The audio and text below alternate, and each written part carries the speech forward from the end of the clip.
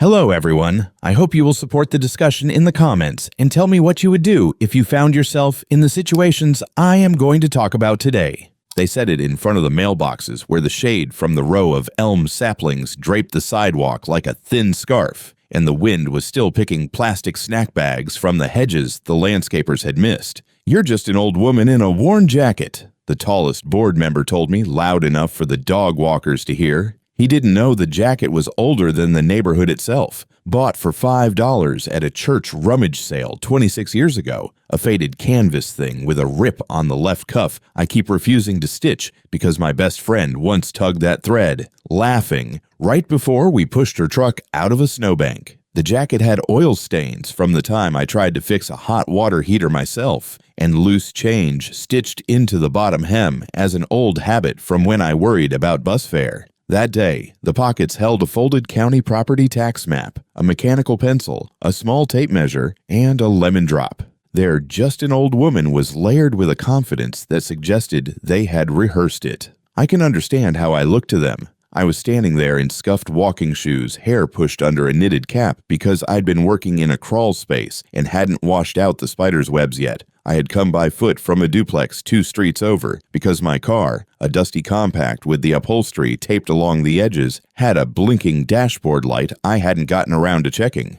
Most people don't expect the person they underestimate to be prepared, or patient, or carrying a state law printout of the notice requirements for board meetings with the sections highlighted. The tall one's name was Greg. He had moved in 2 years earlier and campaigned for the board like he was running for a county seat. He favored pressed polo shirts and sunglasses with mirrored lenses and had a way of smiling that showed gums but not teeth. He often said things like, "I'm a results guy," and "we're bringing the neighborhood up to code," even when the code he was referring to was imaginary. He frowned at my jacket, then at the folded paper in my hand, then at the line of residents behind me who had come because we'd been told the quarterly meeting would be in person this time, not over a glitchy video app nobody's aunt knew how to use. "You're welcome to attend," he said, "but we're not answering questions about liens or fines in the open forum. Those are confidential matters, and it's not our job to educate every homeowner who doesn't read the bylaws." I set the lemon drop on my tongue because sugar steadies me, and I nodded at the concrete. I remember thinking I should pick up the snack bag at my feet, then deciding to leave it for evidence. Later, when this would make it into an affidavit, the photograph of that bag near the mailbox and the timestamp would serve as a small, ordinary anchor for the larger claims. I've learned to let people talk first. It tells you how they will react when they finally learn who you are. So I waited until he finished a practice speech about the landscaping assessment, the cost to repaint the pool house doors, and the need to crack down on unsightly things like vegetable planters and free book boxes. He was 2 sentences into a reprimand about older residents who just don't care to keep up appearances when I cleared my throat. "You might want to be careful," I said gently, "with how you address me. I'm your landlord." He blinked, then laughed, that dry, hollow kind of laugh people use when they feel a meeting go sideways. "We don't have landlords here," he said. "This is a community where people own." "You do own," I said. "You own your appliances and your mirrors and the towel racks you use to measure your bathroom renovation. But you pay rent every month to the trust that holds title to your house. The trust is mine." I don't like making scenes. I would have preferred to take Greg aside and explain quietly, but he'd made this a performance, and his words, "just an old woman in a worn jacket," had cracked open a part of me that doesn't enjoy bullying. So I let my voice carry, not shouting, but speaking the way I used to in the library when the classroom monitors needed to hear over the hum. "The deed is public record," I went on. "It transferred last August through a trustee's sale after the prior owner defaulted. You were a tenant at sufferance for 3 months. But then you signed a 1-year lease with a market adjustment and an automatic increase if the HOA fees were unpaid. I'm sorry about the increase, but it was in the lease you initialed next to the paragraph with the clauses about due dates and late fees. It's not a complicated lease, though I admit page 9 is dense." Someone in the line behind me said, "Wait, what?" softly, as if she'd overheard a secret meant for someone else. Another board member, a woman named Denise, stepped forward and made a chopping motion with her hand. "We can address private tenancies in executive session," she said. "Right now, let's keep the agenda moving." "I'm not here to disrupt your agenda," I said. "I'm here because people here have been frightened. Old residents like me. People on fixed incomes like me. People who got violation notices for things the covenants don't prohibit, like a small ramp for a daughter's wheelchair or a tomato planter. People who found out their fines had turned into liens, then into threats. I'm here to say the standard you're applying is not the standard in your governing documents, and that the way you're collecting is unlawful under our state's homeowner association statute, and that I am one of the largest stakeholders in this neighborhood, and I will not allow it to continue." There was a small, delicious silence. It tasted like the pause between the first and second strikes of a bell. The truth, one of the truths, is that I own more than half of the houses in that neighborhood. Out of the 116 homes beyond the front gate, my family trust holds title to 61. I did not inherit them, and I didn't flip them. And I didn't sweep in with a big out-of-state fund and zip-tie cash offers to the doors like it was a game. I bought them over 22 years, paying careful attention during the years when houses were selling for less than a new truck and people needed someone to help them stay. I rented to teachers and line cooks and a dental hygienist who paid against the principal when she could because she wanted to buy the house in 5 years. And she did. I never refused a reasonable request to plant a small tree in the front yard, and I never allowed backyard gravel because the drainage swales were cut from a plan that looked nice on paper, but would flood if you didn't respect percolation. I started with a duplex I purchased at a county auction because the couple who owned it were moving to care for a parent out of state and needed a clean exit.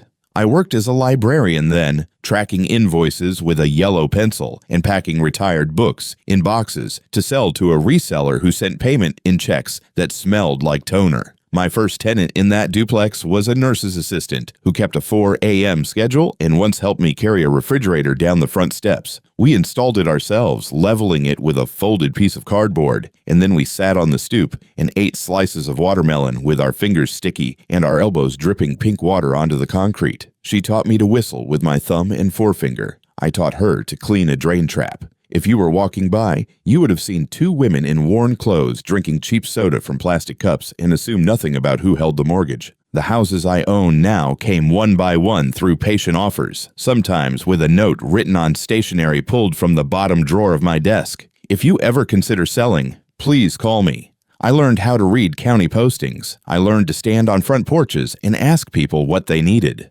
Most didn't want a bidding war. They wanted to be treated with dignity by someone who would keep their dog's water dish in the backyard until they came to pick it up on Saturday. That's the sort of detail people remember. I made a rule for myself early on. I would never buy a house if I couldn't also look afterward the seller in a grocery aisle without flinching.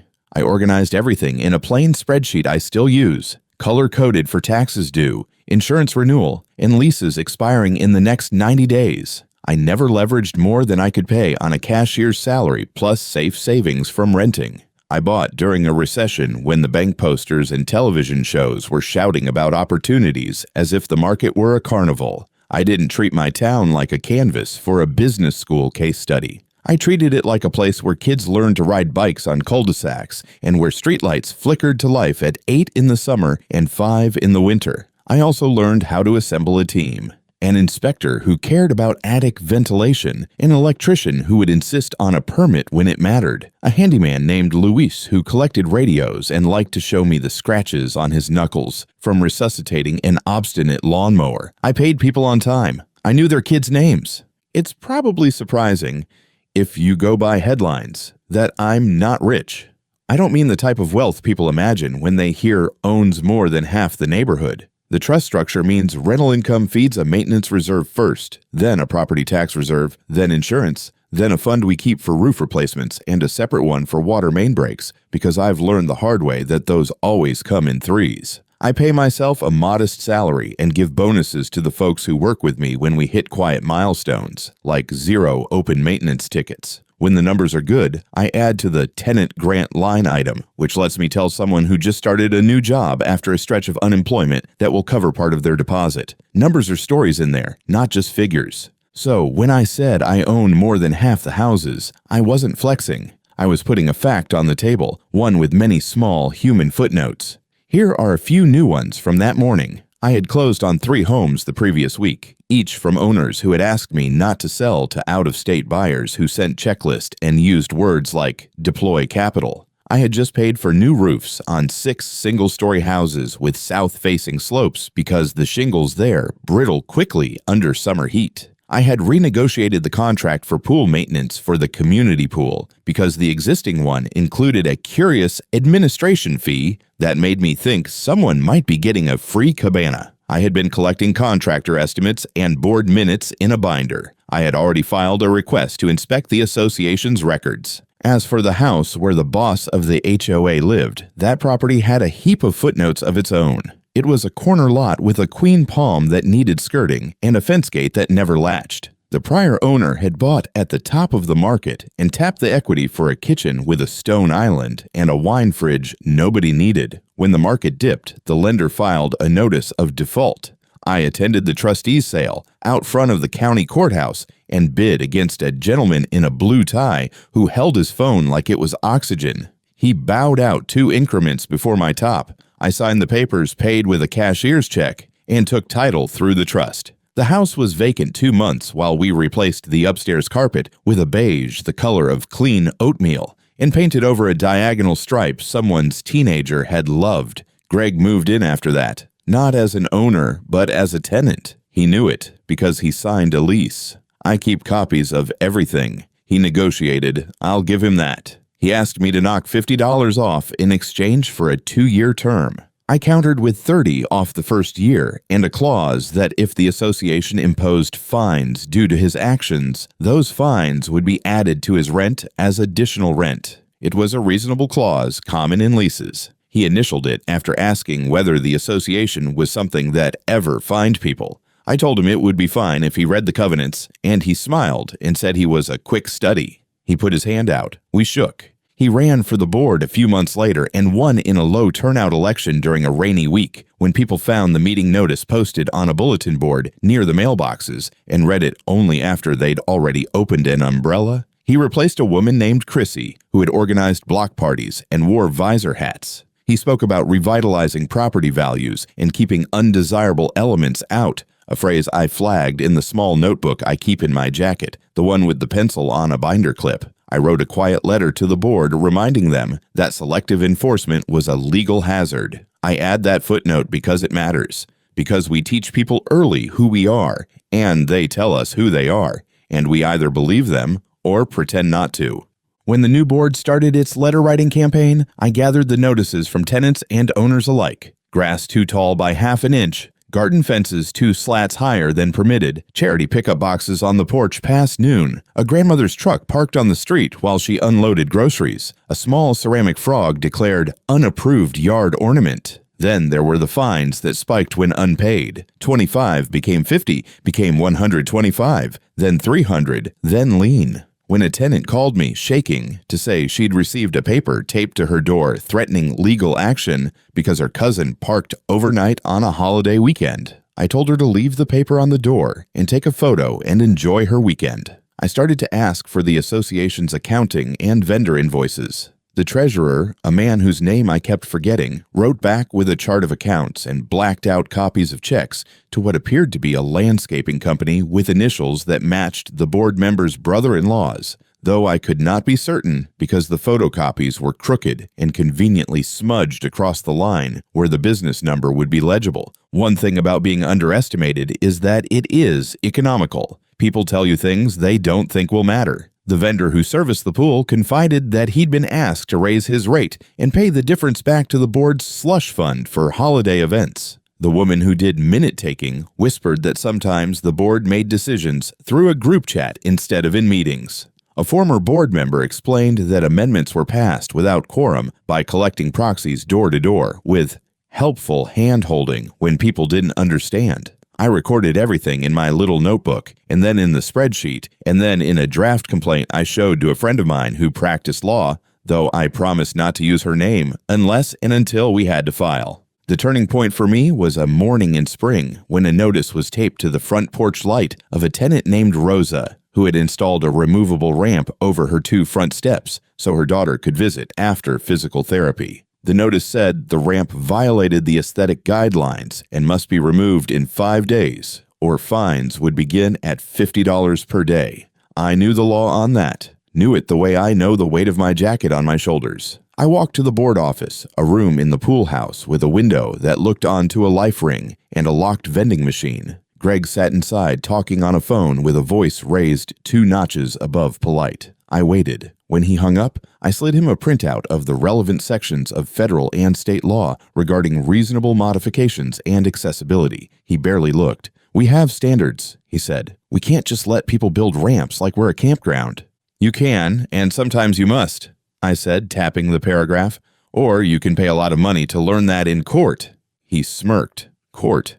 Do you even have standing?" That is when I realized we were headed somewhere the board would regret. Because yes, I had standing. I had it in several ways. On paper as an owner of units, as a landlord with tenants affected, as a person whose own house had received a letter telling me my front step broom was visible from the sidewalk and an aesthetic violation, as someone whose dues were paying for what looked like nonsense. The next part of the story didn't happen fast, because real change rarely does, and because I prefer to finish everything I start. First, I organized a meeting at the library down the road, not our own community room, which the board had decided was only available to officially sanctioned committees, but a public room you could rent by the hour. We made coffee. We baked banana bread. We invited everyone, owners, tenants, teenage kids, who needed a place to plug their phones and listen to adults talk in big circles. I brought copies of the covenants and the State Homeowner Association statute, highlighted.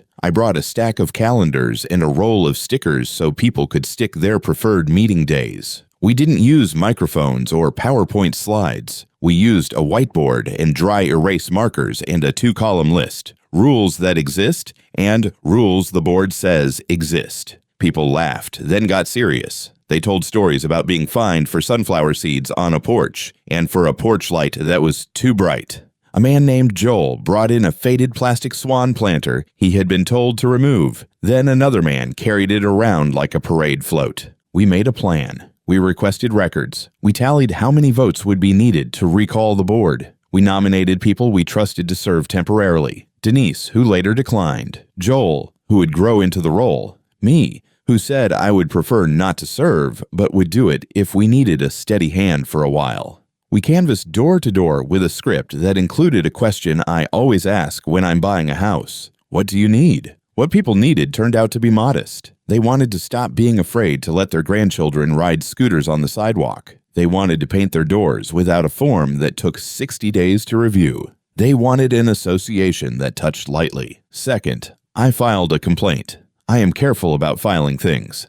It's like telling a story to a very serious person who charges by the hour. I included exhibits, minutes with irregularities, bank statements with odd transfers, photographs of the mailboxes with meeting notices posted on dates that didn't match the minutes, evidence that the board had entered private property for inspections without notice. I cited the law like a person who had actually read it, because I had. I mailed copies by certified mail and kept the green slips in a manila folder with a label I drew with a ruler so the letters would be straight. Third, a few tenants who were nurses and teachers and restaurant managers agreed to add their stories. They weren't litigious, they were tired. One of them, Carla, had received a notice for wind chimes the board said were audible from the sidewalk. Another, an older man named Pete, had been fined for leaving his trash can visible for 6 hours after pickup on a day when the hauler didn't come until evening. A family got a warning because their kid chalk art was graffiti. They joined the recall effort. They were not radicals. They were neighbors. Fourth, I did something that felt like a small click, a lever in a machine. I started to withhold the portion of my dues I calculated were being improperly collected for special assessments that had not been properly noticed or approved, and I placed those funds in an escrow account. I sent the board a letter explaining I had done so, with a legal citation and an offer to release the escrow upon proper accounting and a membership vote. They responded with a threat to lien my properties, then a lien, then another lien, and then a hearing notice for a violation for the unsightly condition of my jacket when I had walked to the mailbox. That last one seemed like a joke when I read it, an absurdity, but it was real. They had written my jacket into a notice as evidence of declining standards. I took a photograph and added it to the complaint. A judge later called it curious, a word that did more damage than some curses could. Fifth, we held the recall vote. It rained again that day. People showed up in ponchos and in the free promotional raincoats the grocery store had given out when they were trying to sell more umbrellas. The board tried to adjourn the meeting due to unsafe weather, but several of us presented a petition with twice the required number of signatures and insisted we proceed. We counted ballots in the pool house. Someone brought pizza. The pool water, because it was off-season, was covered with a blue tarp that undulated with raindrops. When the tally was announced, it was decisive. The board was recalled. The audience clapped. Someone whistled. It was the nurse's assistant, and I smiled because she'd learned more than I had that day on the stoop with the refrigerator. It could have ended there, but there was still the matter of the damage done and of accountability. This is where patience pays dividends. You'll remember the fact from my motif. I own the house where the boss of this HOA lives, and he's been evicted. Both things had to be true, and both had to have their additional facts, and here they are. I own the house via my family trust after a trustee's sale, and I leased it to Greg with a clause about association fines. He broke the lease repeatedly, not by leaving trash cans out or planting forbidden shrubs, but by using his position to harass tenants, including those in houses I owned, and by refusing to pay the incremental rent tied to the fines he created through his own improper enforcement. He stopped paying rent altogether for 2 months, asserting that his board position gave him a set-off right. There is no such set-off in the lease or in law for personal vendettas. I sent him a notice to pay or quit with a statutory period and all the disclosures. He didn't pay. I filed an unlawful detainer action and served it via a licensed process server who tucked the papers into the door jamb while taking a video to show they weren't blown away by wind. He filed an answer full of indignation and a counterclaim against me personally for interference with governance, which made my lawyer friend raise her eyebrows because I had not interfered. I had participated vigorously, as was my right. And then the neighbors had voted. At trial, the judge asked Greg to point to the clause that permitted his non-payment. He couldn't. The judge asked if he understood that the lease was between him and the trust, not him and the association. He said he was confused. The judge explained the basics of contract law in a voice so patient, I wanted to send her a thank you card. She granted my request for possession. She granted reasonable attorney's fees, as outlined in the lease's fee provision. She ordered him to vacate by the end of the month. He stared at the table for a long time, and when the clerk stamped the order, the sound was like a gavel, even though it wasn't. The eviction proceeded like all lawful evictions do here. A writ was issued, the sheriff posted a notice with a date and time, and I arranged to be there with a locksmith. On the day, Greg was not present. A moving truck had come the day before. Some neighbors, bless them, had helped his wife carry a dresser down the steps. I felt no triumph, just relief that a piece of the puzzle was moving to where it needed to go. The deputy was kind and professional. The locksmith turned his tools with the quiet competence of someone who has opened more doors than most of us will in a lifetime. Inside, the house was not trashed, which I appreciated. There was a healthy ficus in the living room. On the counter, I found a stack of board documents with sticky notes, revealing more about the contracts than we'd seen, including a draft check to a vendor with a handwritten note. Remember the gift cards. I photographed that too and placed it in the binder. Later, those papers would help a forensic accountant, a volunteer with experience in municipal finances, trace a pattern that was tidy in its predictability. Inflated invoices, split purchases under bid thresholds, gift card reimbursements with no receipts, and one trip coded as conference that appeared to be a long weekend at a rental cabin. Punishment matters in stories like this, but real punishment in the real world is not a villain falling into a trapdoor. It looks like restoration and boundary setting with consequences proportionate to the harm. It looks like the former board members refunding certain assessments under a settlement agreement. It looks like the association's insurance carrier negotiating coverage for the errors and omissions claims and requiring governance training as a condition of continued coverage. It looks like community service, not as a performative gesture, but as a scheduled obligation. 2 weekends a month cleaning up a roadside or repainting fencing. It looks like losing privileges modestly but meaningfully. not being eligible to serve on the board for a period, having to seek leave before addressing decisions. It looks like apologies in a room where the people harmed are present, with a facilitator keeping the conversation from turning into a scripted PR session. Greg's punishment was specific. The court awarded me possession and fees. The new board, after we verified everything twice, voted to prohibit him from using the community room for events for a year and to bar him from any official role until he completed governance training and paid restitution related to the improper fines he had spearheaded. The county's Consumer Protection Office, after reviewing our complaint in those bindered exhibits, opened an inquiry into business practices related to the landscaping contracts. That inquiry ended in a fine for an unlicensed contracting arrangement and a restitution fund for residents who had been charged for services not rendered. A quiet addendum: one of the vendors involved lost a small claims case for not finishing a fence project. The judge awarded the resident the cost to complete, and the vendor paid after his bank account was levied. The process was cold, but fair.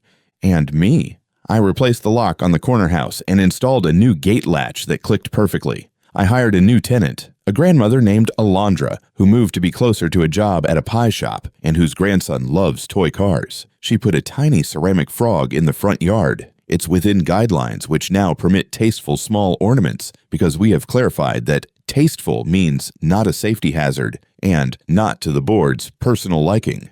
I took the ficus to my porch where it thrives. People sometimes assume the satisfaction in stories like mine rests with the moment of reveal, the "I own more than half of the houses here," and the "you're my tenant," and the "now he's been evicted." Those moments do crackle. They're human. But that's not where my satisfaction sits.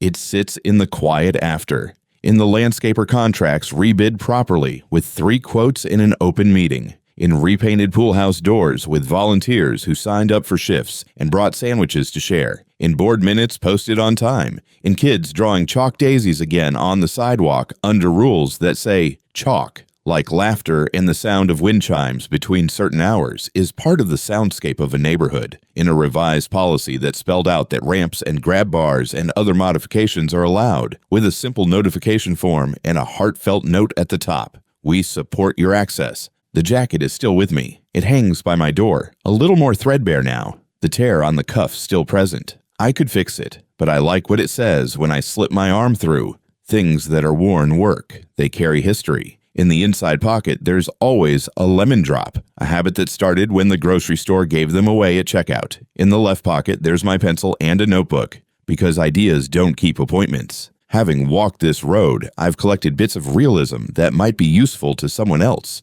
who lives in a place with an association that's forgotten. It's a service organization and not a fiefdom. Keep your documents, ask for theirs. Read everything. Don't get distracted by the noise of personality. Pay attention to what's documented and what should be.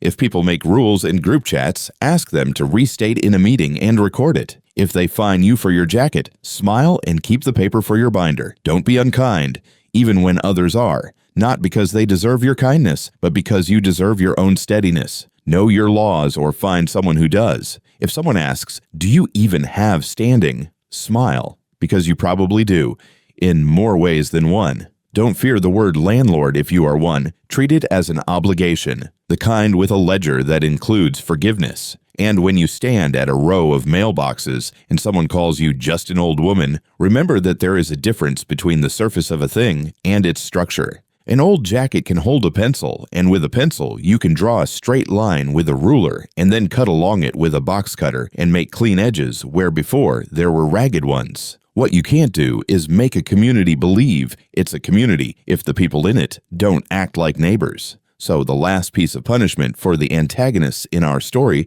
was to make amends in the most ordinary and therefore hardest ways. To wave at the people you find, to say hello to the kids you told to stop drawing, to replace a board you broke on a fence during a site visit, to carry a box for someone who used to be afraid of you. There is nothing dramatic in that, but it's how a place holds together after you take apart the parts that were built badly. If you are wondering about Denise, the board member who had chopped her hand to move us along near the mailboxes, she resigned before the recall vote. She sent me an email at 2 in the morning that said she had joined to help but had lost her way in the storm of it. She returned a stack of prepaid gift cards to the new treasurer and volunteered to coordinate a yard sale to build a fund for the playground resurfacing. She didn't ask to be thanked. She came to the library meeting with cookies and sat in the second row, listening.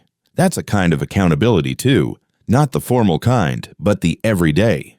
We also learned post-recall that the treasurer had been overwhelmed, not crooked, and had leaned on the wrong people. He agreed to take a sabbatical and meet with a volunteer accountant to understand how to keep a ledger properly. He returned 6 months later to the finance committee, not as chair, but as a member, a humbler one. At the first meeting back, he asked whether anyone else wanted to take the minutes so he could focus on adding columns. A young woman with blue hair who had just moved in and replaced her doorbell with one that played a soft piano chord volunteered. She writes the clarity I've always wanted in minutes. Concrete, specific, free of flourishes. I know you want me to return to the motif like a chorus, to underline it cleanly. The board said I was just an old woman in a worn jacket. That is fact. I own more than half the houses in their neighborhood. That is also fact. Among those houses is the one where the boss of the HOA lived. Fact. And yes, he was evicted.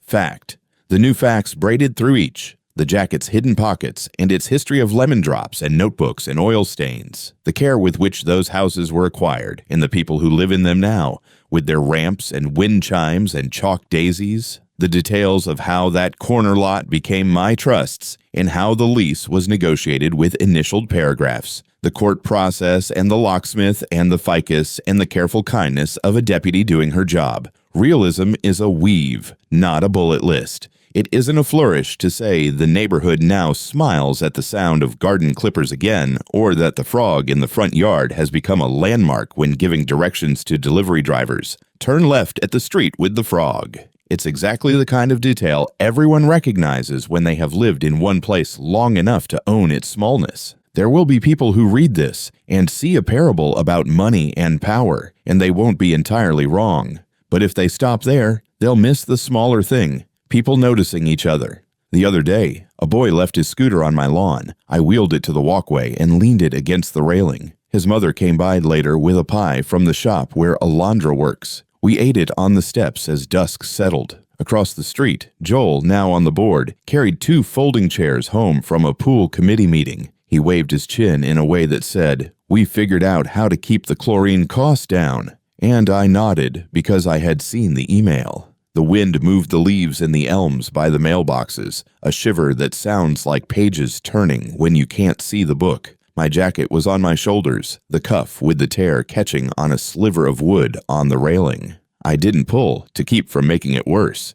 I will fix it one day, perhaps. There is no hurry. I have 2 more facts to share before I close. First, I donated the Extra Attorney's Fee Award to a small fund that retirees can use to replace a water heater or a fence panel without asking children for help. It's managed by the new board with a clear policy and an audit trail. Second, I began a habit of putting my name tag on at community events, even when everyone already knows me, so new people won't have to guess who I am. The tag is a simple piece of plastic with Mara printed on it. When a neighbor looks down at it and then at me and says, "Oh, you're Mara," they say it as if the name and the jacket together make sense of something. They usually smile. I like that part a great deal. On some mornings, I walk the neighborhood before the sun burns the dew, and I see the details that tell me the place is breathing right. The pebbled sound of sprinklers at 6, the porch lights turned off around 7, coffee steam from a mug on a stoop, a small dog snorting at a shrub, a girl kneeling on the sidewalk drawing a hopscotch grid with chalk, while her father sips from a thermos and watches the sparrows in the elm. A car with a loose belt squeals 2 blocks over, and the sound takes me back to my first duplex and the way the fridge hummed after we leveled it. People cross by and say, "Good morning."